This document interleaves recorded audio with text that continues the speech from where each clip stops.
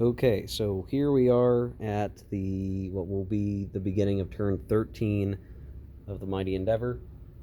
You can see for the western front, the Allies have managed to get out of the bocage, have pushed through across the Seine, and have liberated Paris. Though there's a couple of straggling Germans being a nuisance behind. We have taken a couple more ports along the coast, which is going to be useful.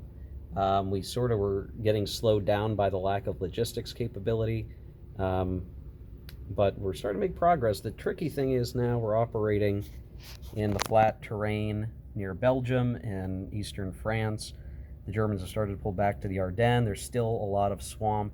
If we start looking towards the Netherlands and Antwerp, and still some strong defenders in that space, that's going to very likely slow me down. There's still a number of strong units even on the main roadways between here and what will really eventually be the West Wall positions that are going to give us the worst trouble. So if I think it's tough now, it's going to get even tougher.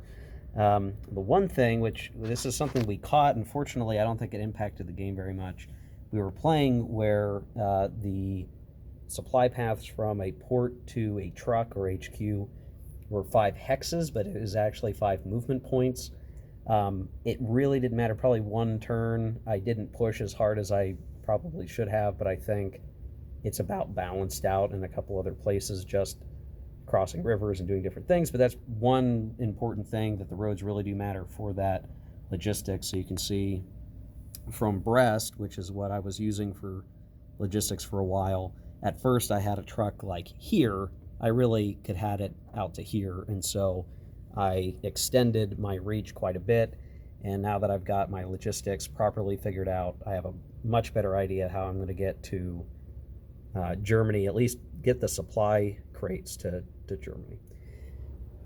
Down in Marseille, we actually did manage to get into Marseille via some wacky pushing and then utilizing motorized to kind of wrap around and make some pretty good odds attacks. Diverted some air down here so I could get it.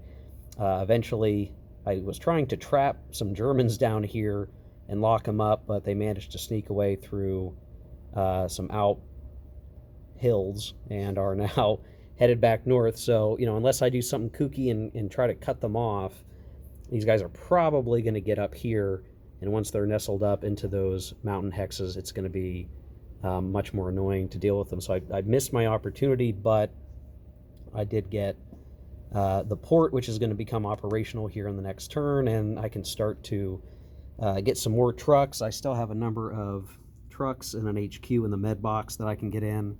That should help in a couple other places. So that's the Western Front going okay.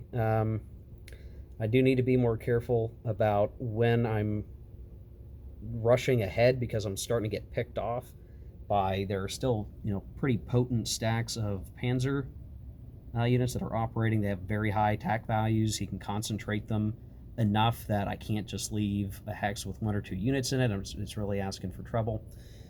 So that could be my downfall in terms of my timeline. If I just start to lose too many units too early, I'm not going to have enough strength where I need it to bust more holes open. Now, the Eastern Front is a bit of a nightmare as I'm playing the Eastern Germans, and it's just really kind of a bad time. It started in the north, and I've done what I can to pull back. There's really nothing to anchor a line. You've got some river hex size, but there's really not much. You can try to hold on to Warsaw, but that's kind of a losing proposition now. I'm just trying to field some Zocs to slow him down and to have something he has to deal with. Is kind of my best hope. You can see there's hardly any hexes with more than 1 unit in it. I've counterattacked a few times. That can slow him down, but the rate of reinforcements, the rate of replacements, it's just unreal. Any black eye I give him just goes away pretty darn quickly. He's taken Krakow.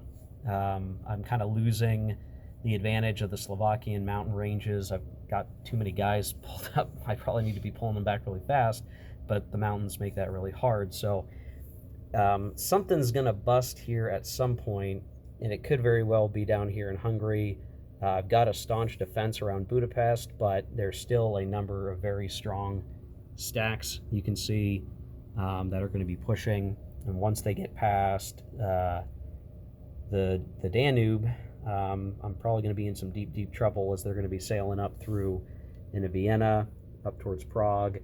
And if I'm lucky, I'll have some units to defend those passes. But the East Front really feels luck-based with when the Russians are going to get their HQ activations, what German units ended up coming from the east side of the map that were either killed or injured or were fine. And that's a tough thing. It feels like we're constrained by things we can't control. Mm-hmm. You can't control when the Soviet HQs activate. I can't control my units, what shape they show up in. So it kind of feels like you do what you can with what you have.